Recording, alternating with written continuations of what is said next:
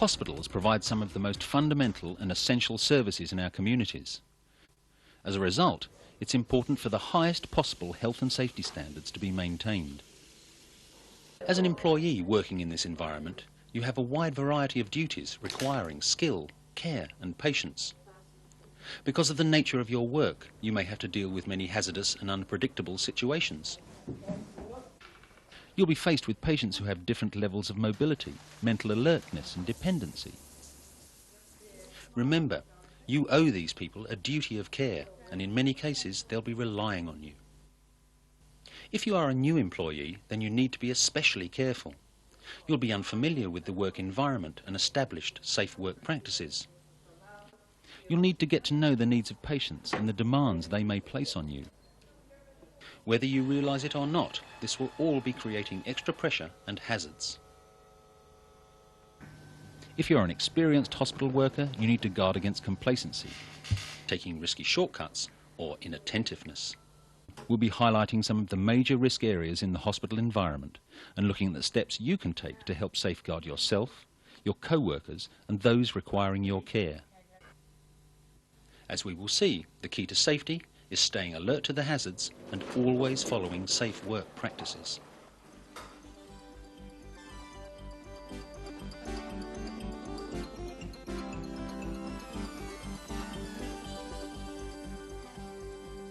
Your safety at work depends to a large extent on being familiar with your work environment and the job you're required to do. Take the time to identify hazardous areas or work situations and find ways of reducing the risks. Know where to find mechanical aids and other moving and handling devices. Familiarise yourself with the safety features of the building.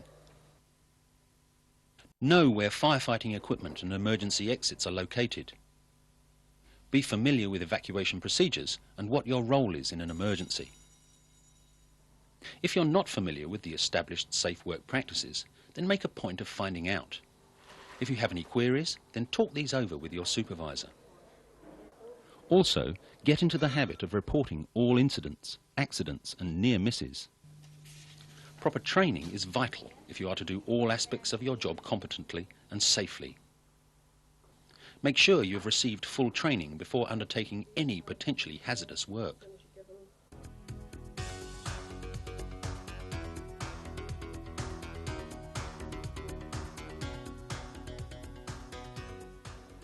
Good housekeeping is a vital aspect of workplace safety. Wet floors, obstructions, cords left lying across walkways, all have the potential to cause a nasty accident. Always be conscious of the hazard you could be creating. If you notice a dangerous situation, then either remove the problem, find a way of making it safer, or report the hazard to your supervisor. Remember, good housekeeping is everyone's responsibility. Keep equipment and other items stored tidily and in their appropriate areas. Never obstruct access to fire extinguishers or emergency exits. With outdoor areas, it's also important not to create tripping hazards. The way you move about the workplace can affect your safety and the safety of patients. Make sure you can always see where you're going.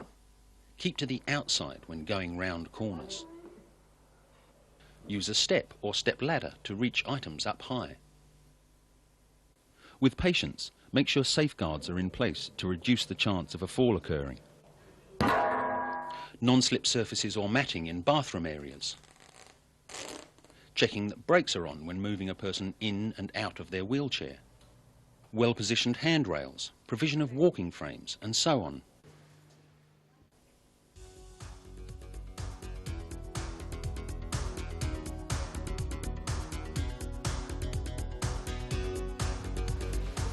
Because of the nature of your work, you'll be regularly faced with a wide range of moving and handling duties. Keep in mind that nearly 4 out of every 10 accidents reported in the health sector arise from manual handling. Often these injuries are due to the cumulative effect of stooped postures, awkward work situations, or poor handling techniques. You must therefore always think of ways to save your back. When faced with a moving and handling situation, it's important to carefully assess the risks. Don't simply rush in. Perhaps the desired result can be achieved without the need for any handling. Should you be using a mechanical handling device or some other mechanical aid? Do you need other personnel to assist you? Always check any care plans for mobility instructions and guidance. Decide how you're going to carry out the move and communicate this with the patient and any people assisting you. Adjust the chair or bed to minimize the amount of moving and handling required and apply locking devices. If moving the person into a wheelchair, then bring the chair close and apply the locks. Always get as much assistance from the person as is reasonably possible. In most situations, hold them close to your body. The further away they are, the more stress this puts on your back. Make sure you have a secure, comfortable grip. Keep your feet apart so you have a balanced, stable base for the move. Release your knees and use the strength in your legs when moving. Maintain the natural curves of your spine. Point your feet in the direction you're moving the person or some other load so as to avoid twisting. At all times, clearly communicate what you're doing and stay alert for the unexpected. Wearing the appropriate clothing when moving and handling is also important. Choose clothing which fits well and gives you freedom of movement. Shoes should have non-slip soles and give your feet good support. There are numerous mechanical aids and other manual handling devices which are designed to avoid the need for manual handling or make the task less physically demanding. Transfer belts, pivot boards, handling slings, slide and turning sheets, sliding boards, and so on. When using these devices, however, be careful to take account of the person's independence and dignity. Never attempt to use a hoist unless you've been fully trained in its safe operation. Visually check the device before using it. Regular inspections and a maintenance program should be in place. Assisting a dependent person up from the floor is hazardous. If the patient is unable to help, then make sure you use a mechanical aid. With heavy loads, avoid pulling them. Pushing puts less strain on your back and enables you to get your body weight behind the load. Occupational overuse syndrome due to repetitive movement or sustaining awkward postures can also be a problem. Where possible, vary your tasks to give your muscles a break. Loosening exercises and stretches will help to alleviate tension and improve the circulation. It's also important to find ways of making ergonomic improvements at work. Good ergonomics is all about adopting a healthy posture and modifying your work areas to suit your individual characteristics and the type of job you perform. For instance, when carrying out office duties, it's important to adopt a healthy, upright, seated posture. Make sure the lumbar region of your back is well supported. Position your screen at arm's length and raise it so the top of the screen is at eye level. This helps to keep your head up and generally improves your posture. Adjust the height of your chair so that your feet rest firmly on the floor.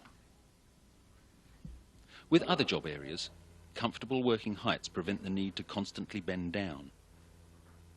For example, lowered sink heights reduce the risk associated with handling heavy buckets. Can containers and other heavy objects be placed on wheels? Adjusting the working heights of beds and furniture can also help protect your back. Other measures, such as grab and support rails, vertical poles, raised toilet seats and shower seats, are cost-effective means of increasing the independence of people as well as saving your back.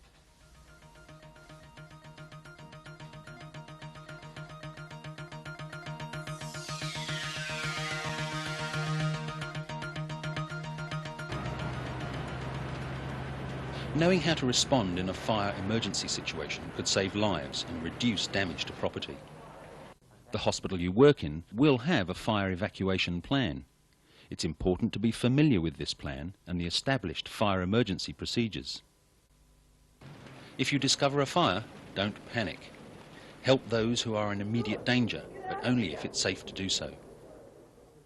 Close the door on the fire. This will slow its spread. Where installed, go to the nearest manual fire alarm and activate the alarm. It's also important to telephone the fire brigade immediately. Don't simply rely on activating the fire alarm. Only attempt to extinguish the fire if it's safe to do so. Don't fight a fire on your own, and make sure the fire doesn't come between you and your means of escape. When using a portable fire extinguisher, pull the pin on the handle and aim the extinguisher at the base of the fire. Keep the extinguisher upright. Make sure you choose the right extinguisher for the type of fire. Be familiar with the extinguishers and other firefighting equipment in your work area. While attempts are made to extinguish the fire, evacuation of patients and visitors should be taking place. Begin with those people closest to the danger area. Turn off oxygen and other gas supply valves in the area if time allows. Fire wardens should check all rooms and close doors and windows as they go. Depending on the nature of your facility and the area you work in, a staged evacuation involving firstly horizontal movement of patients to safe areas may be required. Avoid blocking corridors with beds. This will slow the evacuation and may hinder firefighters. Do not use the lift. Evacuate down the stairs. The more mobile patients should be evacuated first, with those requiring most assistance being the last to be taken to safety. Do not waste time trying to collect personal belongings. Records pertinent to immediate patient care should be saved if time allows. Congregate at your designated assembly area. It's also important to know how to react in an earthquake. Patients and staff should not rush outside. You may be hit by falling masonry or glass. Take cover under a table. Brace yourself in a doorway or crouch beside a solid structure. Keep well away from glass doors or windows. Don't become a casualty. Act quickly to protect yourself and those closest to you.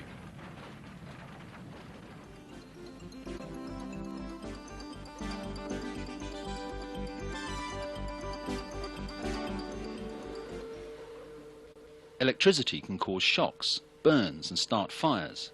Never treat it lightly. Get into the habit of carrying out a regular visual check of your electrical equipment for damaged insulation, loose wires and cracked plugs or sockets. Equipment with a self-test facility should be tested regularly. Report any faults immediately and do not use the equipment. If you notice that a regular electrical maintenance check has not been carried out, then report this to your supervisor or directly to the maintenance staff. Don't use makeshift insulation or attempt electrical repairs yourself. Get a competent person to attend to any faults immediately. Personnel who use medical electrical equipment should be fully aware of the potential hazards. Formal instruction of staff in the operation of the equipment should be performed, as well as regular safety refreshers. This is particularly the case with new staff or new equipment. User manuals for the equipment should be readily available. Special electrical provisions and restrictions must be in place for cardiac or body-protected electrical areas. All staff who work in these areas must strictly adhere to these provisions. When operating electrical equipment, make sure your hands are dry and free of any conductive gel. Never place liquids on top of electrical equipment. When using equipment such as vacuum cleaners, be careful with the placement of extension cords. Never run electric cables through wet areas. All equipment which patients may have access to should be checked regularly for safety. Avoid overloading power points. The provision of sufficient sockets prevents the need for multi-adapters or double plugs, and also reduces the need for hazardous extension cords. Always make sure the power is off when plugging in or unplugging equipment.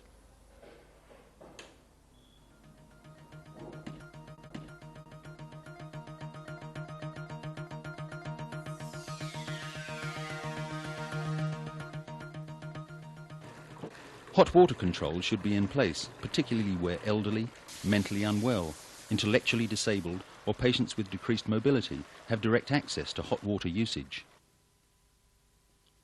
At temperatures above 43 degrees Celsius, there is a danger of scalding. Where hot water taps are accessible to patients, it may be necessary to find ways of limiting the maximum hot water temperature. Tempering valves and mechanical temperature mixers, which prevent full hot water flow, may be suitable. Warning notices also help to remind people of the dangers. It may also be necessary to guard heating devices or reduce radiator temperatures.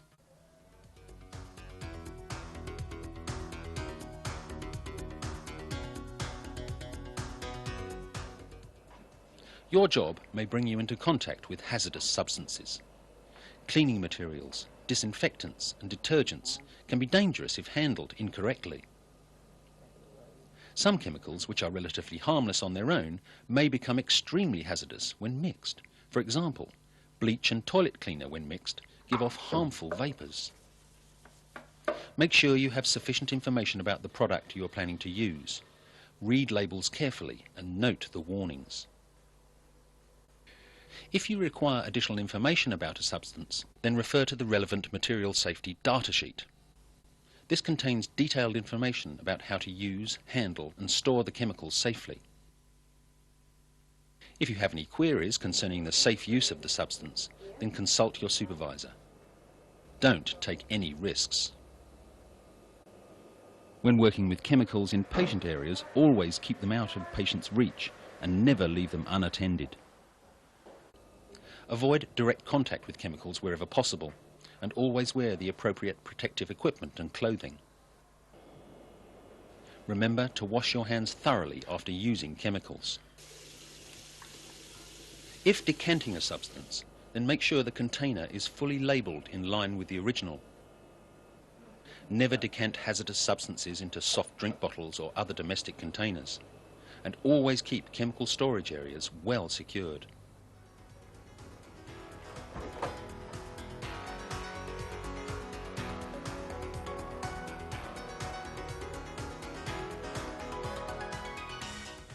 It's vital to always practice good hygiene so as to limit the spread of bacteria or viral infection.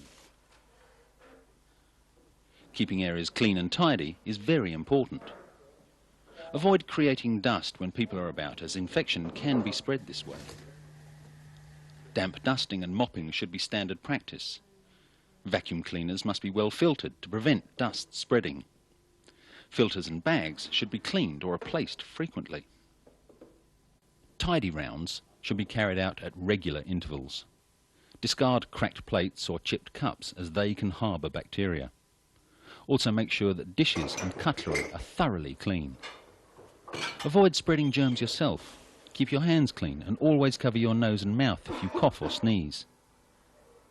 The effort you make to maintain good personal hygiene can significantly reduce the spread of infection. The regular washing of hands is a basic but essential element of infection control. Washing hands with an appropriate liquid soap significantly reduces the amount of bacterial flora on your hands. Take good care of your hands. If a patient has or is likely to have a communicable illness, then set guidelines should be in place to control the risk.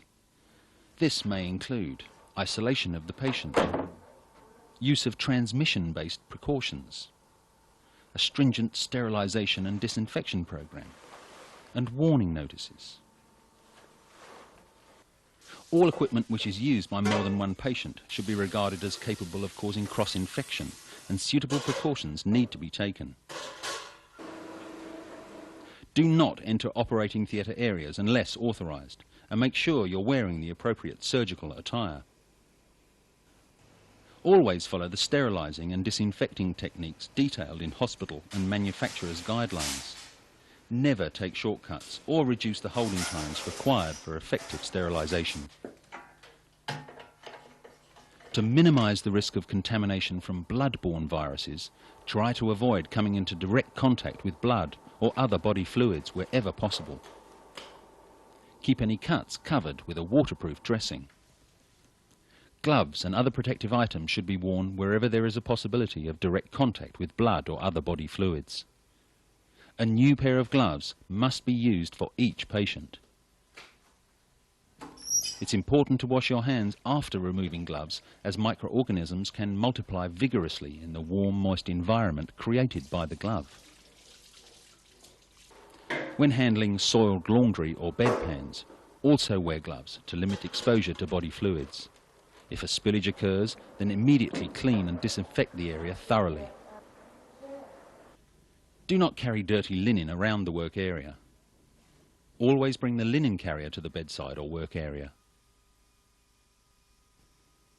Contaminated or infectious waste, skin-penetrating objects and pharmaceutical waste all need to be handled carefully and disposed of correctly. Clear information, instruction and training should be provided for all personnel who work in areas where clinical waste arises. It's important to separate hazardous forms of waste at the time and source of generation and place in appropriate, easily recognisable containers. Never use makeshift disposal methods or mix clinical waste in with general rubbish. This creates a serious health risk for disposal staff.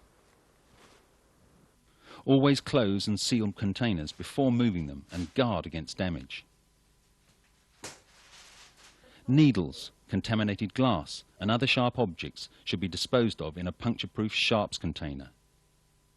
Never recap. The sharps container should be as close as practical to the use area. When 3/4 full, the container should be sealed and sent off for disposal.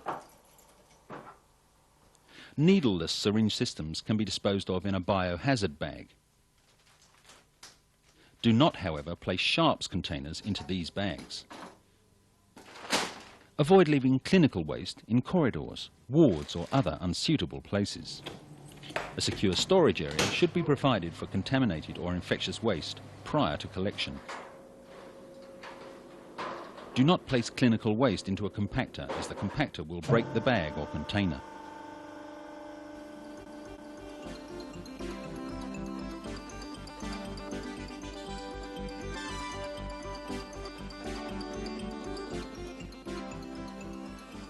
With laundry equipment, make sure you always follow the manufacturer's guidelines concerning maintenance, electrical safety, prevention of fire hazards and cleaning of the equipment. If a fault occurs or the machine is overheating, then stop using the equipment until a competent person attends to the problem. There should be clear procedures for handling of soiled laundry. It should be kept separate from other dirty laundry and clearly identified.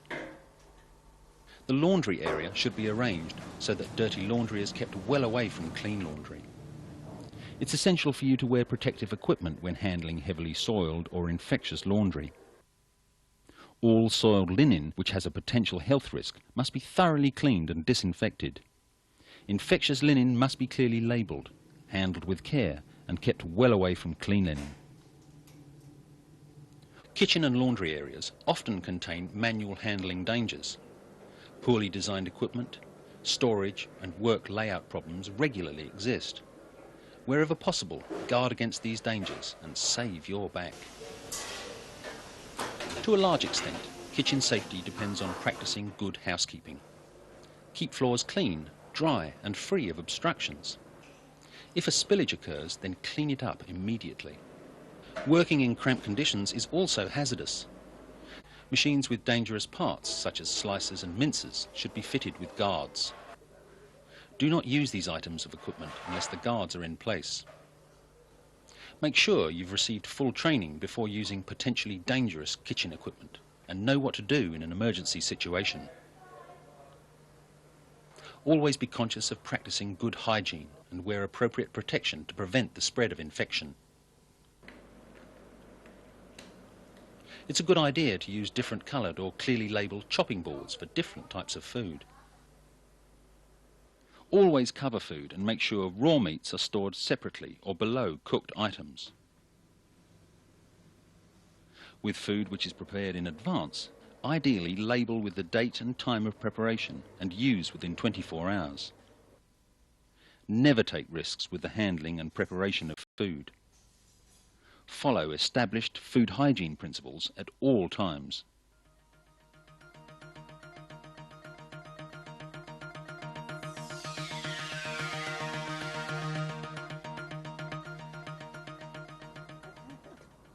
You should never underestimate the psychological hazards of your job. Work, personal or financial concerns can all have an impact on your stress levels. Your mood, work performance and health can be affected. If you have a concern about aspects of your job, or you feel your stress levels may be affecting your job performance, then talk to your supervisor, friends or a counsellor. It's important to communicate your concerns. That way, a solution can be found. Having a healthy lifestyle, a good diet, and making time for fun and relaxation are also important ways of dealing with stress. Shift work brings with it its own particular hazards. You need to stay alert to the dangers. Fatigue, slowed reactions, increased accident risk, disruption to your personal life, and stress. Make sure you get plenty of sleep before starting your shift and eat well. This will help you stay healthy and alert.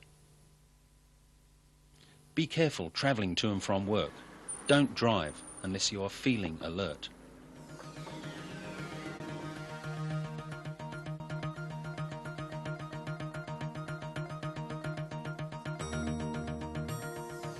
The security of patients and staff should be reviewed on a regular basis. You may have to deal with aggressive behaviour of patients or their relatives or friends. It's important to record these incidents so that problem areas can be identified and suitable control measures introduced. Establishing a relationship of trust and understanding will help tension and anxieties to be expressed openly rather than vented through violent behaviour. When faced, however, with a threatening situation, always remain calm. Avoid getting into an argument. Be understanding and don't be judgmental. Keep eye contact with the aggressor and keep a safe distance. It may be necessary to call for assistance. Having a second person present may help to diffuse the situation, and they can provide support if necessary. They can also act as a witness. Never try to physically detain an angry member of the public. If you're confronted by an armed person, don't respond in a way which could further jeopardise your safety. Do what they tell you to do, but don't volunteer information. Keep calm and don't make any sudden movements. If you're not directly threatened, then move to a safe area and raise the alarm. Memorise as many details about the offender as possible. Note the method and direction of escape, and preserve the scene until the police have checked for fingerprints and other clues. You should also know how to respond in the event of a bomb scare. Whatever you do, don't panic. Always remain calm.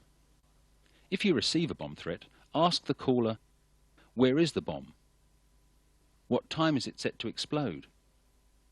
What does the bomb look like? And why are they doing this?" Partial or total evacuation of the facility may be necessary. Always contact the police if a bomb threat is made. Security issues will vary depending on the nature of the hospital. Safety measures may include access controls, passes or identity cards, night patrols, security lighting, motion sensors and surveillance cameras, established procedures for locking of doors and windows. Also make a point of checking security of fire exits, panic buttons for staff. If you notice someone behaving suspiciously, then ask them what they're doing. Don't leave valuable items around and keep storage areas well secured. All pharmaceuticals should be stored in appropriately controlled conditions which are secure and safe and where only authorised personnel have access. Rigorous stock control procedures must be in place. Medication trolley cupboards must be kept locked at all times when unattended and stored in an area which is not accessible to the public. Also be conscious of your personal security. At night, park your car in a well-lit area, and if there is a potential risk, then where possible, be accompanied. Stay well clear of areas where an intruder or attacker could hide. Garden shrubbery, for instance, needs to be kept trimmed, otherwise it can serve as a good hiding place, or allow unobserved entry to a building. Here are some other security issues for you to consider and discuss.